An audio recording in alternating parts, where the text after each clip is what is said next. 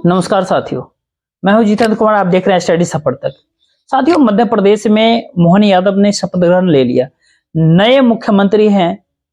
शायद कुछ लोगों को ये नाम तक नहीं मिल रहा था गूगल के ऊपर, लेकिन इस नाम की चर्चा है पूरे देश में इस समय। पूरे देश में अगर नहीं तो उत्तर भारत में तो जरूर इस नाम की चर्चा उस हिंदी क्षेत्र में जहां पर जो है यादव एक बहुत बड़ी तादाद में। उत्तर प्रदेश और बिहार के भीतर समाजवादी पार्टी और आरजेडी की सरकारें भी बनी हैं, रही है। और यह कहा जा रहा है कि नरेंद्र मोदी जी ने जो दांव खेला है वो दरअसल उत्तर प्रदेश और बिहार के भीतर यादव वोट बैंक की कहीं ना कहीं पकड़ के लिए ही किया है। क्या यादव वोट बैंक मोहन यादव के मुख्यमंत्री बनने से क्या भारतीय जनता पार्टी की ओर जाएगा? ये बहुत बड़ा सवाल है, क्योंकि जो मुलायम सिंह यादव बिहार में राजनीति नहीं कर पाए, जो लालू प्रसाद यादव उत्तर प्रदेश के भीतर सफल नहीं हुए, क्या मोहन यादव मध्य प्रदेश में रह करके उत्तर प्रदेश और बिहार की यादवों की वोट को बटोर पाएंगे? सच्चाई यह है कि वो मध्य प्रदेश से हैं, जबलपुर से शरद यादव आते थे। शरद यादव मध्य प्रदेश में जाने की जब कोशिशें की, लेकिन उनको उल्टे पांव पहुंचना पड़ा मधेपुरा बिहार। बिहार में उनकी राजनीति सफल हुई, मध्य प्रदेश में जो है यादव राजनीति नहीं सफल हुआ। इससे पहले उमा भारती के बाद एक यादव मुख्यमंत्री रह चुके हैं। ये पीएम मोदी का क्या ये नया कोई मुगालता है, या फिर उत्तर प्रदेश के भीतर अखिलेश यादव और बिहार में तेजस्वी यादव को परेशान करने का कोई नया तरीका है? सच तो यह है कि उत्तर प्रदेश और बिहार का यादव सामाजिक न्याय की राजनीति जब करता ही नहीं है, बल्कि उस मुद्दे पे काफी मुखर भी है। जिस तरीके से मंडल कमीशन के सिफारिश लागू होने के बाद यादव समाज का जो राजनीतिक सियासीकरण हुआ, जो उसके राजनीतिक चेतना आई, उसने उस समाज को केंद्र के भीतर ला करके खड़ा किया है। और वर्तमान समय में उत्तर प्रदेश और बिहार में सबसे ज्यादा भारतीय जनता पार्टी का अगर कोई मुखर विरोधी हो तो दलितों के बाद वो यादव समाज के लोग आते हैं। इसीलिए दलितों का भगवाकरण करना, भाजपाईकरण करना, ये शायद पीएम मोदी और अमित शाह की रणनीति का एक हिस्सा रहा हो। लेकिन सवाल उठता है कि जो बिहार और उत्तर प्रदेश का यादव पिछले 4 दशकों से 40 सालों के आसपास से लोहिया, गांधी जी, अंबेडकर और मंडल कमीशन में वीपी सिंह, इन तमाम पूरे विचारों के ऊपर आगे बढ़ते हुए जो आरक्षण और सामाजिक मुद्दों की राजनीति अगर करते रहे, क्या उसका भगवाकरण अब किया जा सकता है?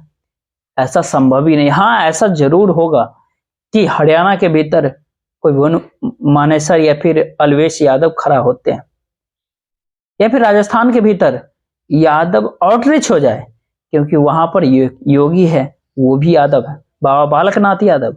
या कर्नाटक के भीतर वो भगवाकरण कर सकते हैं, किया जा सकता है। लेकिन उत्तर प्रदेश और बिहार की धरती पर यादवों का भगवाकरण करना कहीं ना कहीं असंभव माना जाता है। और सबसे बड़ी बात ये कहा जाता है कि अभी उत्तर प्रदेश और बिहार से भगवा राजनीति की यादवों की चुनौती अभी खत्म नहीं हुई है।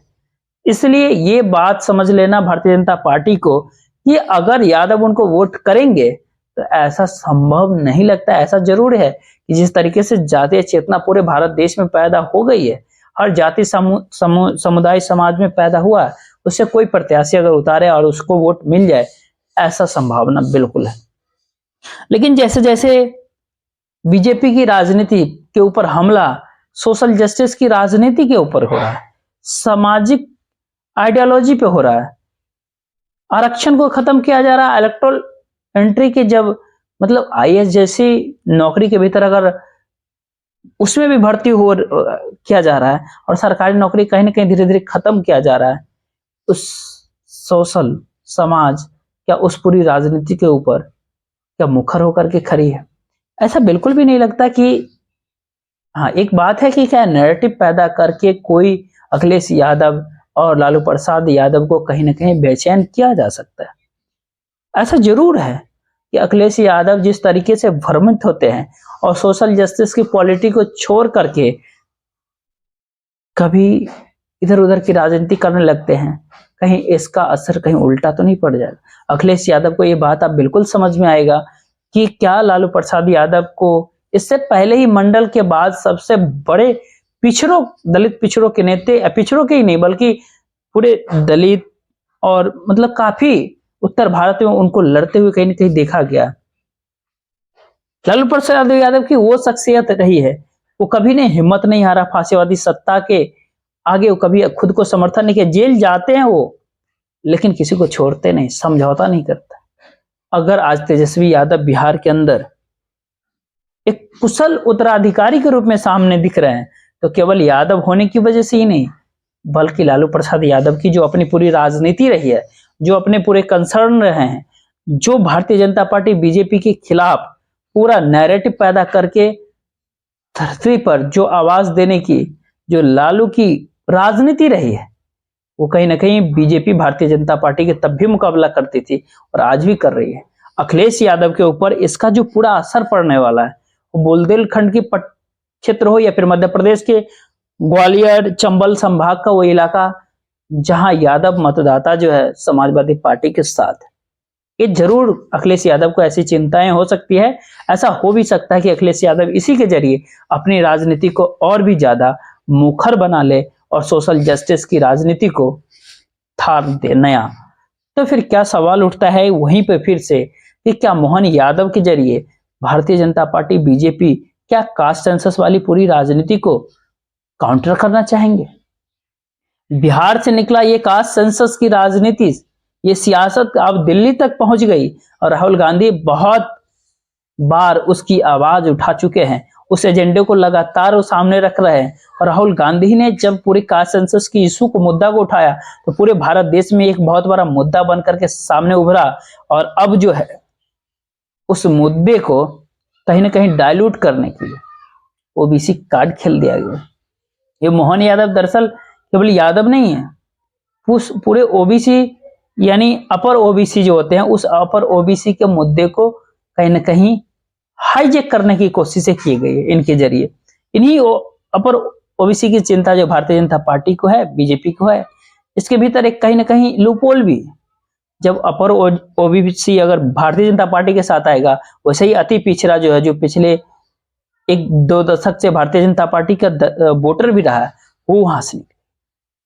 हर खेल हमेशा सफल नहीं होता, हर दाव के भीतर कभी गलतियां कुछ भी होती है और कहीं ऐसा ना हो जाए कि यादव कार्ड नरेंद्र मोदी जी के लिए कहीं भारी पड़ जाए। अति पिछड़ा आप 10 साल के भीतर वो सिर्फ अपनी खिलौना के लिए ही नहीं, केवल विश्वकर्मा योजना के जरिए भारतीय जनता पार्टी के साथ नहीं जुड़े रहेंगे, बल्कि उनको भी भागीदारी और प्रतिनिधित्व अपना चाहिए। ये मुखरता जो अति पिछड़ा समाज का वो महत्वाकांक्षाओं में तब्दील हो गया है और इस वक्त यादव को मुख्यमंत्री बनाना और शिवराज सिंह चौहान की विदाई कर देना, ये भी कहीं ना कहीं पीएम मोदी के लिए भारी चुनौती हो सकती है, क्योंकि अति पिछड़ा का निकलना ये ज्यादा मुश्किल भरा कहीं न कहीं होगा और यादव वोट बैंक उत्तर प्रदेश के भीतर और बिहार से भारतीय जनता पार्टी की तरफ जाने की कोई संभावना ही नहीं दिख रहा है। ऐसा लगता है कि मोहन यादव के कार्ड जो खेला गया है उससे पीएम मोदी ने शिवराज सिंह चौहान की विदाई जो कर दी है मध्य प्रदेश के भीतर, तो क्या मध्य प्रदेश और उत्तर प्रदेश और बिहार जहां पर वो राजनीति भारतीय जनता पार्टी करना चाहती है, ओबीसी को आउटरीच करना चाहते हैं, इसकी संभावनाएं अब बिल्कुल ना के बराबर लग रहा है। देखते